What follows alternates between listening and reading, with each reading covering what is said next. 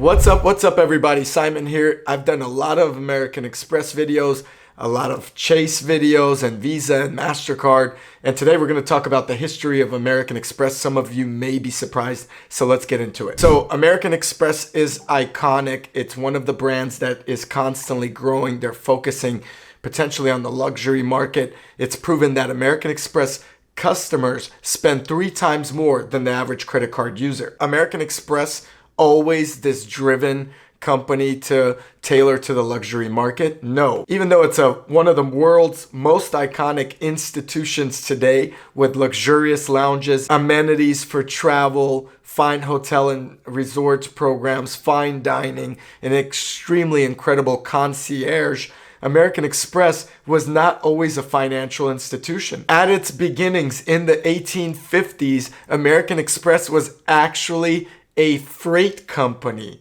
That's right, they were a transportation company. Way before they were a global payments giant, they would transport freight. Not only that, they would deliver gold. They would even be in the lobster business with deliveries of lobster, which is insane. The company was founded by 3 people: Henry Wells, William G. Fargo, and John Butterfield. These 3 individuals, when they first founded the company, were thinking freight first. The revolution and introduction of the money orders in 1882 revolutionized American Express's thinking to start offering some type of credit to clients. So the company at the time was not only transporting for the Union Army during the Civil War, but it started offering travelers checks for easier ways for payments to be made. A popular way for people to travel with their money with safety, having a traveler's check. In 1958, American Express launched the iconic Green American Express, which targeted towards wealthy clients as a safe way for them to pay without carrying a load of cash. And with that, they started expanding into international travel and merchant type services. They were also big on entertainment. American Express knew that travelers want entertainment. And in today's world, they are still investing over $17 billion in 2022 into improving the customer experience. Now, the first green card was actually made out of paper. Today, we have credit cards made out of metal, palladium, titanium, you name it, stainless steel, even carbon fiber, and I've reviewed all those credit cards on the channel. So check out some of my past reviews for the JP Morgan Reserve card, for the American Express Platinum, the American Express Centurion, the MasterCard Black card, and even the Gold card. So there are just so many that I've put my attention to that I do feel the trajectory of credit cards has grown rapidly from the green paper card that they released in 1958. Of course, from 1950 and on, American Express had security in mind, they had entertainment in mind, travel in mind, offering different levels of credit cards for every type of consumer. However, as mentioned earlier in this video, American Express customers spend 3 times more on average than any other customer. Now, what makes American Express so successful is they are the bank. They are also cutting out any middle bank that would loan you the money. So they're managing the merchant side, the lending side, and then the client side all in one. They basically have what they call a closed loop system where American Express is in charge of every single aspect. Unlike traditional credit cards like Visa and MasterCards, which are processors, they require to have a bank that's in the middle. American Express makes a lot of money on the interest as well, but they also make money on the fees, and the fees they charge the merchant directly. Because they're an all-in-one processor in a closed-loop system, American Express is able to not only control the data, control a better offering, understand which clients are going to pay and not pay on time.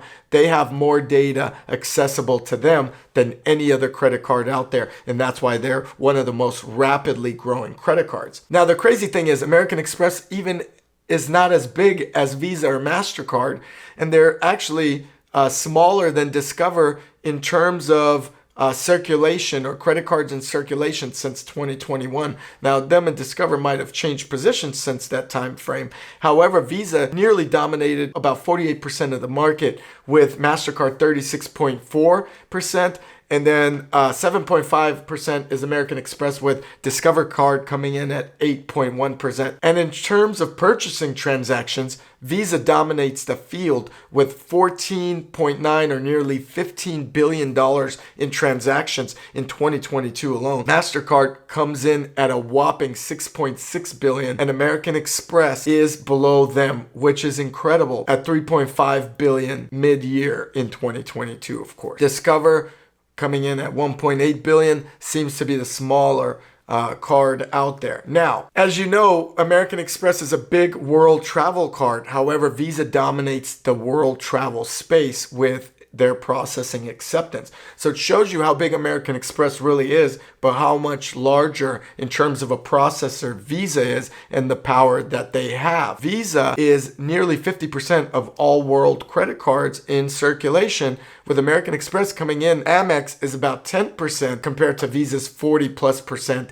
in 2022, and MasterCard is just under 30%. Yet that doesn't stop the spending of American Express members. American Express sells this lifestyle. They want the credit card to be an everyday used card, not just for the big spending.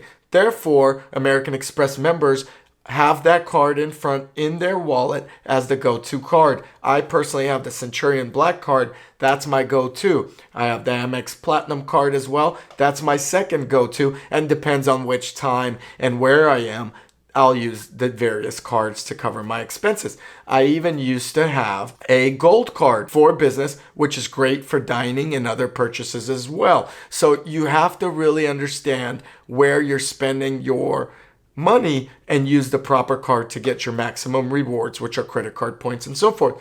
Then you use those points and you buy yourself great travel. You get invited to events by American Express. Recently, I've been invited to the Grammys by American Express Centurion.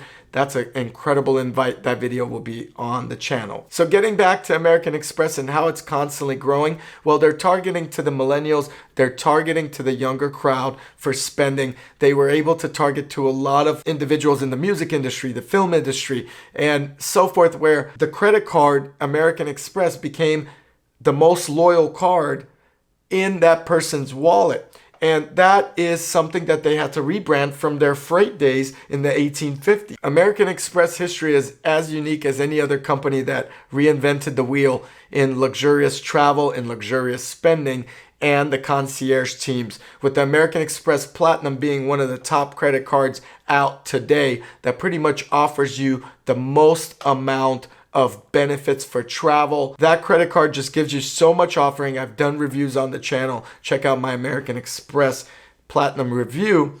But overall, American Express is going for that lifestyle of that individual, adding Equinox gym memberships where you can go there and have a great workout and feel fit and young. And American Express knows what they're doing, and that's why during the pandemic or during the downturns of a lot of other companies, American Express flourished because they're able to manage through a closed loop system to understand their clients like no other client. And they're able to aggregate that data that clients use to make sure that they give them the best possible offering. And they're not cheap with their spending on making sure clients enjoy the American Express benefits, constantly opening up lounges in airports, in cities, in ballparks, in stadiums, to provide clients with events, to provide clients with great seating, to provide clients with alcoholic beverages and so forth. I love American Express. I look forward to doing more videos on them. Comment below if you love American Express over any of the other credit cards. Let me know if there's a credit card I should review. Thank you for watching. Also, check out the Ideal Hour podcast, where I have successful guests of all walks of life sharing their story on the Ideal Hour podcast. It's also on YouTube, Spotify, and Apple Podcasts. Thank you.